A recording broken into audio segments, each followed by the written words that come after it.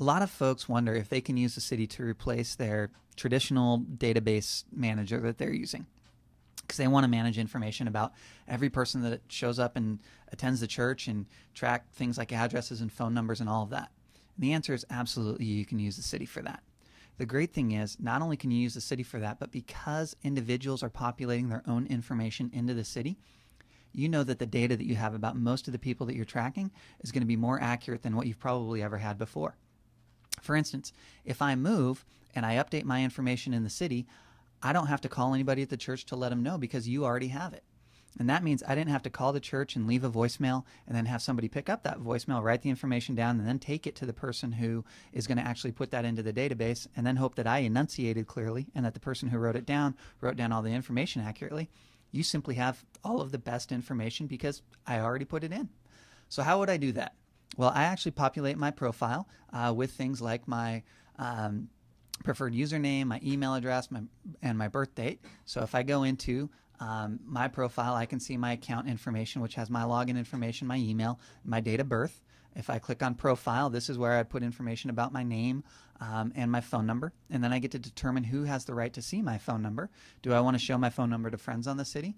Am I comfortable sharing it with members of the church? If I unselect these, then the only people who would see this information would be the staff at the church through the administrative panel. I can also put information in about my family. You can see here I've listed Victoria as my wife. Now Victoria has agreed that she is willing to be my wife on the city as well as in real life, so we make sure that folks aren't doing strange things with the system.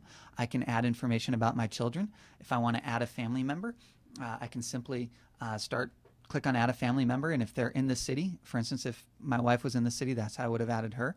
My children, if they're very young, are most likely not in the city, so I can simply start typing in their first name. So maybe it's Gunnar Rasputin is a child, and they were born a year ago today, and they're male, and this is my child. I simply hit save family, and now this individual is also associated with me, so I have 2 children now instead of just 1.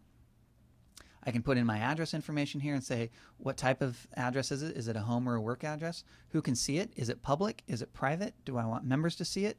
Or am I willing for you to place me on a map generally? And that's what proximity is. People wouldn't see exactly where I live, but they could pull me up on a map and realize that I'm close to them in a neighborhood and then invite me to something within the neighborhood. I can have multiple addresses associated with me. So if I want to have a home and a work address, I can do that. And I also have the ability to list things like skills, where I can share with the church the skills and the gifts and the talents that I have. Now, this list is totally customizable by the church, and it's a great way to find people when there's a need within the church and you want to reach out to folks who have a particular skill set. Obviously, email is an important piece in the city, and I can set my own email settings over here that will apply to all the groups that I'm in, and then I can say whether or not I want to have conversations on the city and whether or not I receive emails from them. And the status update over here I can associate to my Twitter account. So you can see here that I am set up with Twitter. So if I do a status update here, I have the option of whether or not I want to send that out to the Twitter universe as well. And just for a quick side note, we also receive information into the city from Twitter as well. You need to set that up in your profile. But if you want to create content in Twitter and have that post to the city, that is possible. So once I enter all this information into the system, it's available to administrators on the city for the church through the administrative panel. So if I click on this admin link right here, it will take me to the administrative panel, which I already have open. And I simply click on admin, and this will open up the admin menu. And if I wanted to update information about a specific user or view information, I click on users, and then I simply start typing in the name of the user. In this case, we are looking at Quincy Rasputin, so I start typing in the name, and there's Quincy. I click on Quincy, and I can see all the information that they put in about their address. Click on profile information, and I'll see information about their unique user ID in the city and their phone number, who gets to see it, and their addresses. I can click on family. It will show me the family information that they put in the front as well. And you can see as I'm going through this, because I'm an administrator on users, I have the ability to edit this information as well. So if I knew that Quincy had actually moved and for whatever reason had failed to update his phone number or his address, I could click on profile information and update that information on his behalf. I can also see attendance for different events that this person has participated in. I can see the skills that they selected that I showed you on the front end. And also I can click on roles, and this will show me each group that this person is in and the role that they have in that group. So in the neighborhood group, I can see that Quincy is a participant. In the Connect group, Quincy's a leader. He's an administrator for the campus level group. He's an administrator for Grace Fellowship Church. I also have the ability to take notes about this individual. If I click on notes, I can add a new note, and this is only available for people with specific administrative rights. And these are the different levels of administrative rights I can choose from.